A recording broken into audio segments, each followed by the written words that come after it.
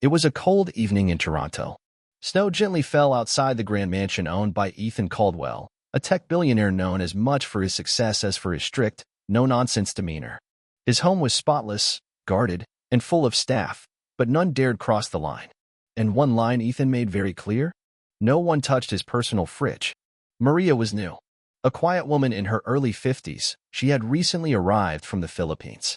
She'd spent most of her life working as a maid in different parts of the world to send money home to her grandchildren.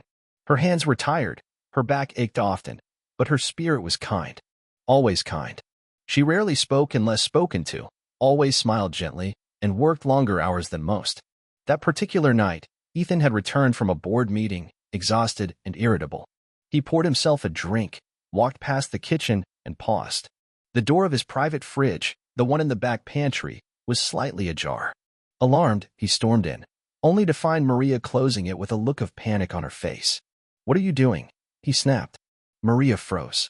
I was just... "You were told never to touch that fridge," he roared. "You're fired." Immediately. Maria's eyes welled with tears, but she bowed her head. "I'm sorry, sir. I understand." The next morning, she was gone. Just like that. That night, as silence filled the house, something gnawed at Ethan. Maybe it was the sadness in Maria's eyes, or the way her hands had trembled. He wasn't sure. He poured another drink, walked back into the kitchen, and opened the fridge she had touched. Everything seemed untouched, except a small, folded note tucked behind a bottle of sparkling water. Curious, he unfolded it. It read in delicate handwriting. "Mr. Caldwell, I am so sorry for opening your fridge. I was not stealing. I only needed to cool down a small bottle of insulin for my grandson. He is sick, very sick, and the small fridge in my room stopped working. I was scared he wouldn't make it through the night if his medicine spoiled. I didn't want to bother anyone. I hope you understand. I meant no harm." Ethan stood still for a long time. His hand gripped the note, his jaw tightened, and something cracked in him. A shame he hadn't felt in years washed over him. A boy. Sick. Insulin. And she had said nothing, just bowed and left. He didn't sleep that night. By morning, he was driving through downtown, searching every shelter, church, and low-income residence he could find. It took hours, and his expensive coat was soaked through, but he finally found her.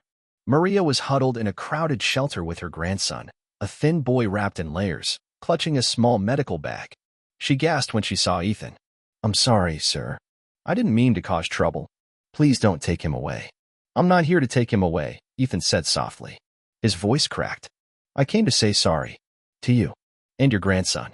He looked at the boy, who weakly smiled. "You have nothing to be sorry for," Maria whispered. But Ethan knew better. In all his years of building a company, commanding rooms, making billions, he had never felt so small. That day, everything changed. He took Maria and her grandson back to his mansion, not as staff, but as guests. He offered them permanent housing on the property, enrolled the boy in a private hospital under his name, and personally called every specialist in Toronto. Slowly, the boy's health improved. Maria never asked for anything, but Ethan gave anyway because in her quiet sacrifice, she had taught him something success never could.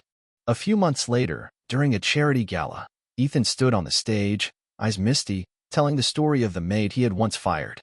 Sometimes, we don't see the battles others are fighting. We judge quickly, harshly. But kindness saves lives. He turned to Maria, seated in the front row, and smiled. And the entire room stood in applause.